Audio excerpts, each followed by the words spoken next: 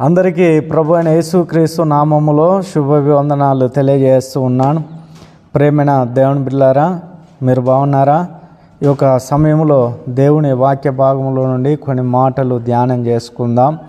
లూకాసు వార్త 7వ అధ్యాయము 39వ వచనాన్ని మనం చదువుకుందాం. లూకాసు వార్త 7వ అధ్యాయము 39వ వచనము.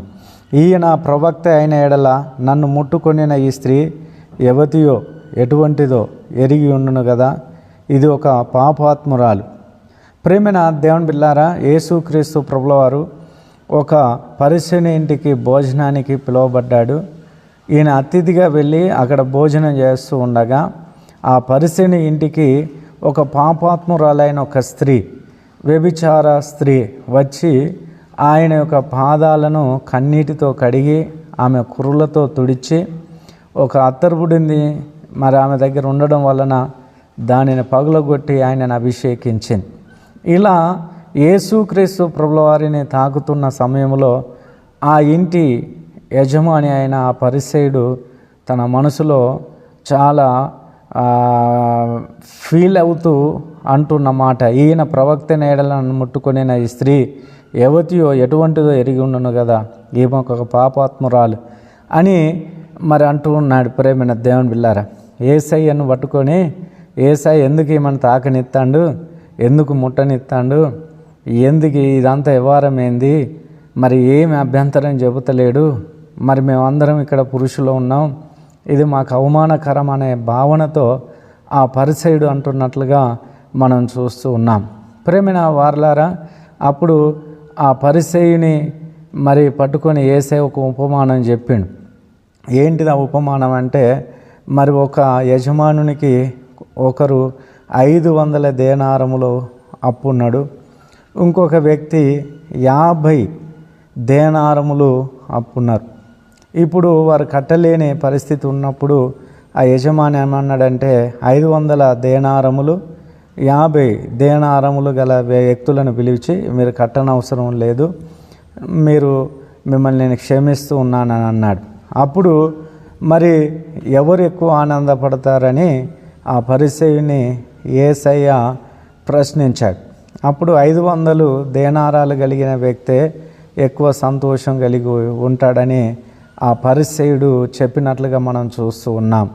ప్రేమైన వారలారా, అప్పుడు యేసయ్య అన్నాడు ఏంటిదంటే, ఈమె ఎక్కువ పాపాలు చేసినని నీవు అనుకొనుచున్నావు కదా, అయితే ఈమె ఎక్కువ పాపాలు క్షమించబడ్డాయి కనుక అప్పుడు ఆనందముతో ఈమె ఈ యొక్క కార్యములు చేయుచున్నదని ఆ పరిసయ్యునితో అంటున్నట్లుగా మనం చూస్తూ ఉన్నాం. ప్రేమైన వారలారా, ఇక్కడ గమనించినట్లయితే పరిసయ్యుడు మరి స్వనీతి కలిగిన వ్యక్తి. ఎందుకంటే అతడు ఆ ఊరిలో ఒక గొప్ప తెగకు చెందినవాడని, గొప్ప మంచోడని, చాలా మర్యాదస్తుడని, చాలా నైతిక విలువలు కలిగిన వాడని, ఆయన ఒక నీతిమంతుడని పేరు సంపాదించుకోవడానికి తెగ ప్రయాసపడిన వ్యక్తి. ప్రియులారా, ఆ రీతిగా ఆ ఇంటికి మరి ఈమె రావడం ఆయనకు నచ్చలేదు. ఒక పాపాత్మురాలు రావడం ఏంటి, ఈయనను ముట్టడం ఏంటి, నాలాంటి వారిని అగౌరవపరచడం అనే ఆలోచన అతనిలో ఉన్నది. ప్రేమైన దేవుని బిడ్డలారా, కనుక ఇప్పుడు ఈ ఉపమానం ద్వారా అతన్ని హెచ్చరించినట్లుగా మనం చూస్తూ ఉన్నాం. యేసుక్రీస్తు ప్రభుల వారికి మరి పరిసయ్యులకు సువార్తలలో మనం చూసినట్లయితే ఎప్పుడు వైరమే కనబడుతూ ఉన్నది. యేసు ప్రభువును ఎప్పుడు కూడా తప్పుపడుతూ ఆయన మీద నెపములు వేయుచు ఆయనలో లోపము కనుగొనాలని చూసేవారు.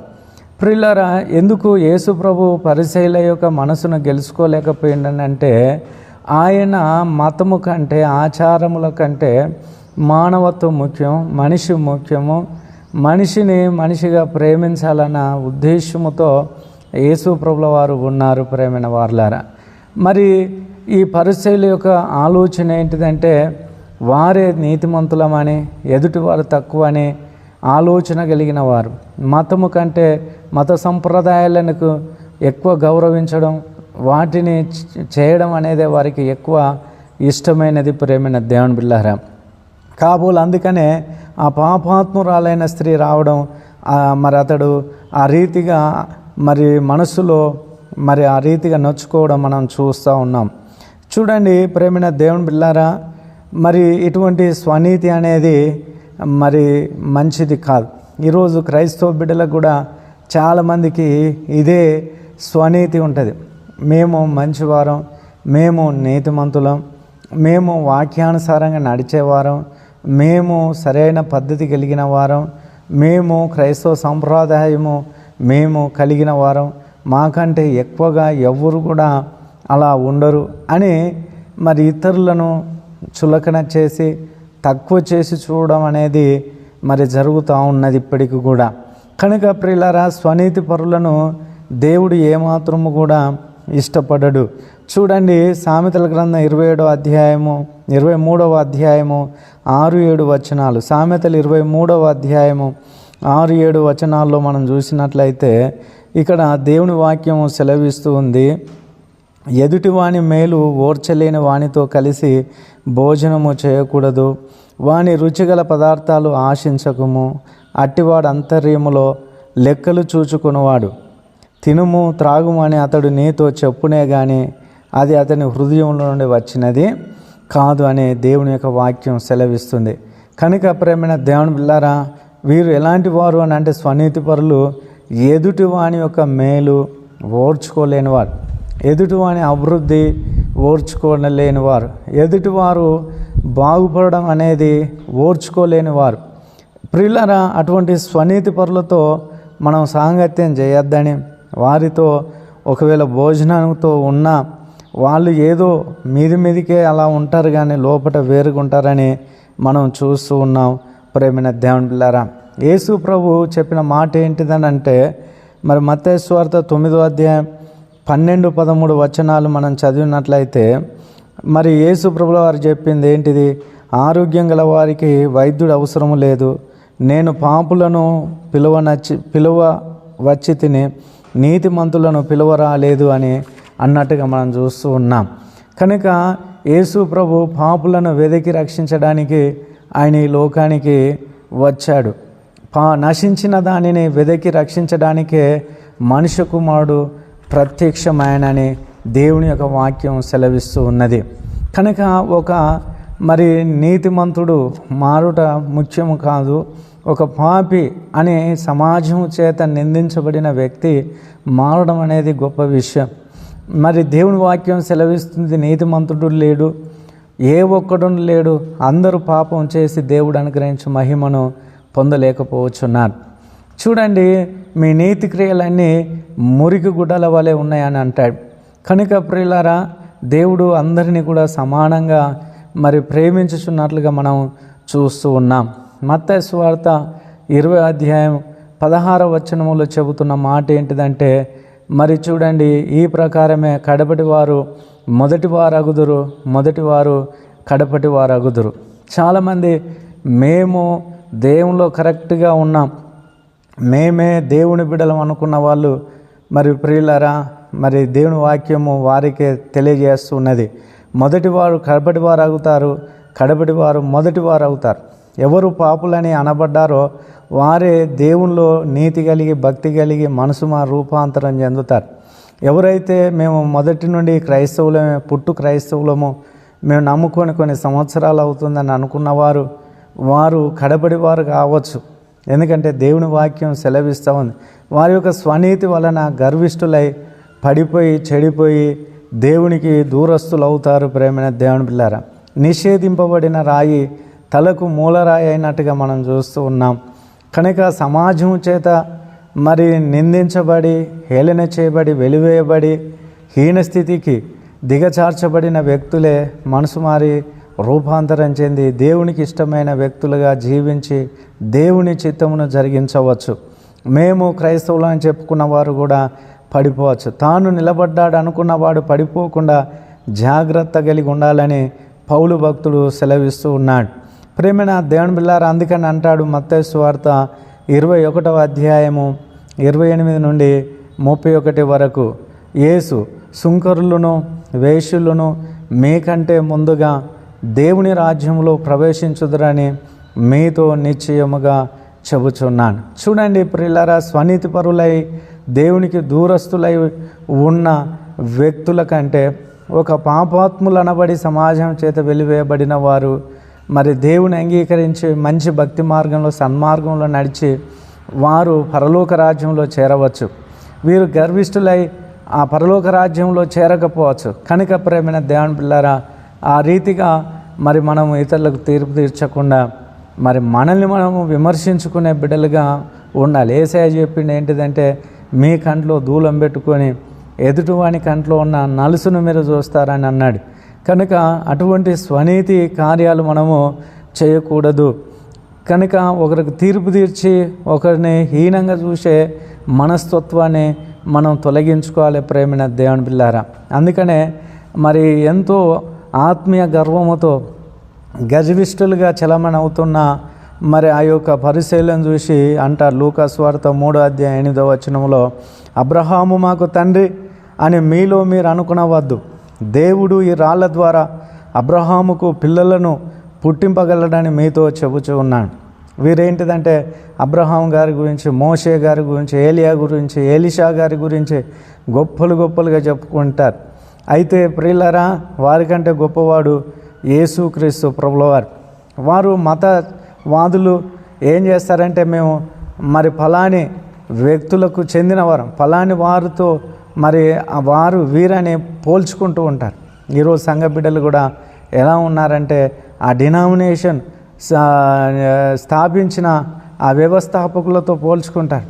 వారిని ఎక్కువగా ఇష్టపడుతూ ఉంటారు, వారిని ఫాలో అవుతూ ఉంటారు, వారిని దేవుని కంటే ఎక్కువగా ప్రేమిస్తూ ఉంటారు. ప్రియులారా, ఒక దైవజనుడి మీద ఉండవలసినది గౌరవం కానీ మరి భక్తి కాదు. భక్తి అనేది దేవుని మీద ఉండాలి. ఆ సంఘానికి పోతే పరలోకానికి పోయినట్టుగానే ఫీల్ అయిపోతారు. కాదు ప్రేమైన దేవుని పిల్లారా. అందుకని అంటున్నాడు, మరి మీకంటే ఎక్కువగా మరి ముందుగా ఆ పాపాత్ములు పరలోక రాజ్యంలో చేరతారని అన్నాడు. అబ్రహాము గురించి మీరు అతిశయపడుతున్నారు కదా, మరి అబ్రహాముకు ఈ రాళ్ల ద్వారా పిల్లలు పుట్టించగలిగిన శక్తి కలిగిన వాడు యేసయ్య అని అన్నాడు. ఇంకా అంతేకాకుండా ప్రియులారా, లూకా సువార్త 15:28-32 మనం చూస్తున్నట్లయితే, ఆ తప్పిపోయిన కుమారుడి ఇంటికి వచ్చినప్పుడు చూడండి, ఇంకొక మరి మొదటి కుమారుడు అతడు ఏమంటున్నాడు ప్రియులారా, అతడు మరి ఆ రెండవ వాడిని చేర్చుకోవడానికి అతడు ఇష్టపడలేదు. నేను నీకు ఇష్టంగా జీవించిన, నీ కొరకు నేను బ్రతికిన, నేను ఆస్తిని తీసుకుపోలేదు, నేను ఏ రీతిగా బాధ పెట్టలేదు, కానీ వాడు అన్నీ చేసిన వాడిని నువ్వు చేర్చుకున్నావు, వానికి పండుగ చేస్తున్నాను అసూయపరుడై మరి ముఖం అంతా చిన్నపుచ్చుకున్నాడు. ప్రియులారా, అతడు నిజంగా మరి ఆ యొక్క తప్పిపోయిన కుమారుడు అతడు దేవునికి అంటే తండ్రికి దూరమై అతడు తప్పు చేశాడు. తప్పు చేయలేదని కాదు, తప్పు చేశాడు తెలుసుకొని తండ్రి ఇంటికి వచ్చాడు. అయితే ఈ వ్యక్తి తండ్రి దగ్గరున్న చిన్న కుమారుడు చేయలేనంత దుర్మార్గమైన పనులు ఇతడు చేస్తూ కవర్ చేసుకుంటూ తండ్రికి తెలియకుండా ఎన్నో దుర్మార్గపు కార్యాలు చేసుకుంటూ ఇతడు మాత్రం నేను మాత్రం నీ పేరు నిలబెట్టిన అనే వ్యక్తిగా ఉన్నాడు. చూడండి ఇక్కడ ప్రియులారా, మరి అతని మాటలు చూడండి. అసూయపరుడై స్వనీతిపరుడై ఆ రెండో కుమారుడు వచ్చుట అతనికి ఇష్టము లేదు. ప్రేమైన ధ్యానులారా, ఈరోజు మన భక్తి కూడా ఆ మొదటి కుమారుని వలె ఉంటున్నదేమో. ఇతరులు పాపులు, వాళ్ళు మంచోళ్ళు కాదు, వాళ్ళు చెడిపోయిన వాళ్ళు అని. కానీ మనము ప్రార్థన చేస్తున్నాం, మందిరానికి వస్తున్నాం, బల్లలో పాల్గొంటున్నాం, మళ్ళీ అనేకమైన తప్పులు పాపాలు మనం చేస్తూ మళ్ళీ మనం ఏమంటున్నాం, ఇతరులకు తీర్పు తీర్చి మరి ఇతరులు మంచి వాళ్ళు కాదని మరి చెబుతున్నాం. మరి లోకంలో తిరిగిన వాళ్ళు పాపులే కావచ్చు, దుర్మార్గులే కావచ్చు, అనేకమైన అనీతి కార్యములు చేయవచ్చు, కానీ వారు మరి పశ్చాత్తాప హృదయులై దేవుని తెలుసుకొని వారు మరి వారి పాపమును మాని వారు నీతిమంతులుగా జీవించవచ్చు. కనుక ప్రియులారా, కనుక ఇటువంటి స్వనీతి పరులుగా మనం ఉండకూడదు ప్రేమైన దేవుని పిల్లారా. ఇక్కడ గమనించినట్లయితే మరి లూకా సువార్త 18:9-14 మనం చూసినట్లయితే, తామే నీతిమంతులమని తమ్ము నమ్ముకొని ఇతరులను తృణీకరించు కొందరితో ఆయన ఈ ఉపమానము చెప్పాను. ఆయన ఎటువంటి ఉపమానం చెప్పాడు? ప్రార్థన చేయుటకై 2 మనుషులు దేవాలయంకు వెళ్ళి, వారిలో ఒకడు పరిసయ్యుడు, ఒకడు సుంకరి. పరిసయ్యుని యొక్క ప్రార్థన చూస్తూ ఉన్నాం. ఆ ఇద్దరు కూడా దేవుని మందిరానికి వచ్చారు. ఒకడేమో సుంకరి, ఒకడు పరిసయ్యుడు. పరిసయ్యుడు అంటే మరి తానే భక్తి కలిగిన వాడిని, నేనే దేవుని బిడ్డను అని అనుకునే స్వనీతిపరుడై ఇతరులను తృణీకరించే వ్యక్తి. ఇంకొక వ్యక్తి ఏమో అతడు పాపి, మరి దుర్మార్గుడే, అతడు దేవుని మందిరానికి వచ్చారు. వీరిద్దరి ప్రార్థన గురించి యేసయ్య చెప్పిండు. ఆ స్వనీతిపరుడైన పరిసయ్యుని యొక్క ప్రార్థన మనం చూసినట్లయితే, నేను చోరిని, అన్యాయస్తుడను, వ్యభిచారిని, ఇతరుల మనుషులలాగా కాను. అంటే నేను చోరిని కాదు, నేను అన్యాయస్తుడను కాదు, వ్యభిచారిని గాను, ఇతరుల మనుషులాగా నేను ఎటువంటి పాపం చేయట్లేదు అని చెప్పి ఏమంటున్నాడు? ఈ సుంకరి వలె ఉండనందుకు నేను కృతజ్ఞతాస్తుతులు చెల్లించుచున్నాను. వారానికి 2 సార్లు ఉపవాసము ఉంటున్నాను, నా 10వ భాగము ఇస్తూ ఉన్నాను, నీకు కృతజ్ఞతాస్తుతులు చెల్లిస్తూ ఉన్నాను, నేను మరి క్రమం తప్పకుండా మందిరానికి వస్తూ ఉన్నాను అని దేవుని దగ్గర అతిశయపు మాటలు మాట్లాడుతూ ఉన్నాడు. మరి సుంకరి ప్రార్థన ఎలా ఉన్నది అని మనం చూసినట్లయితే, దూరంగా నిలవబడి ఆకాశం వైపు కనులెత్తుటకైనను ధైర్యము చాలక రొమ్ము కొట్టుకొనొచ్చు, పాపినైనా నన్ను కరుణించమని మరి అతడు ప్రార్థన చేస్తున్నాడు. మరి పరిసయ్యుని కంటే ఈ సుంకరే నీతిమంతుడిగా తీర్చబడ్డాడు. కనుక ప్రియులారా, స్వనీతి అనేది మంచిది కాదు. ఇతరులు అలాంటి వారు ఇలాంటి వారు అని మనల్ని మనం గొప్ప చేసుకోవడం మంచిది కాదు. అందరినీ దేవుడు ప్రేమిస్తూ ఉన్నాడు, పాపులను కూడా సమానంగా ప్రేమిస్తూ ఉన్నాడు. వారి కొరకే ఈ లోకానికి ఆయన వచ్చాడు, వారి కొరకే ఆయన శిలువ మరణమును పొందాడు, రక్తం కార్చి ప్రాణం పెట్టాడు. కనుక నా ప్రేమైన దేవుని పిల్లారా, మనలో ఉన్న స్వనీతిని మనం తొలగించుకోవాలి. చూడండి, అవినీతిపరుడైన జక్కయ్యను ప్రేమించాడు, పాపాత్మురాలైన సమరయ స్త్రీకి కూడా కొత్త జీవితాన్ని దేవుడు అనుగ్రహించాడు. కనుక మరి స్వనీతిని వదులుదాం. మరి ఆ పరిసయ్యుడు అంటున్నాడు, తన ఇంటికి వచ్చిన ఆ స్త్రీని పట్టుకొని, ఈమె ఎవతో ఈయనకు తెలియదా, ముట్టనెత్తున్నాడు, తాకనెత్తున్నాడు. మరి ఈమె ఒక పాపాత్మురాలని ఒక గర్వముతో అతడు పలుకుతున్నాడు. కనుక ఆ స్వనీతిని యేసు ప్రభు ఖండించాడు. కనుక ప్రియులారా, దేవుని బిడ్డలమైన మనం ఆ స్వనీతిని మనం తొలగించుకుందాం, దేవునికి ఇష్టమైన పిల్లలుగా ఉందాం. దేవుడిటి మాటలు మన వెనుకల్లో ఫలింపజేసి నీరుగట్టి ఆశీర్వదించును గాక. ఆమెన్. ప్రార్థన చేసుకుందాం. మహోన్నతుడైన దేవ, కృపగలిగిన తండ్రి, మీ ఘనమైన ఉన్నతమైన నామమును బట్టి మీకు వందనాలు చెల్లిస్తూ ఉన్నాం. ఈ దిన వాక్యమును బట్టి మీ కృతజ్ఞతాస్తుతులు. ప్రభా, ఈ మాటలు వింటున్న నా ప్రియ సహోదరి సహోదరుల అయ్యా తండ్రి హృదయంలో నాయన వారిలో ఈ స్వనీతి అనేది ఉన్నట్లయితే మీరు తొలగించండి. ప్రభా, మీరు పాపులనే ప్రేమించారు, పాపులను రక్షించడానికి లోకానికి వచ్చారు.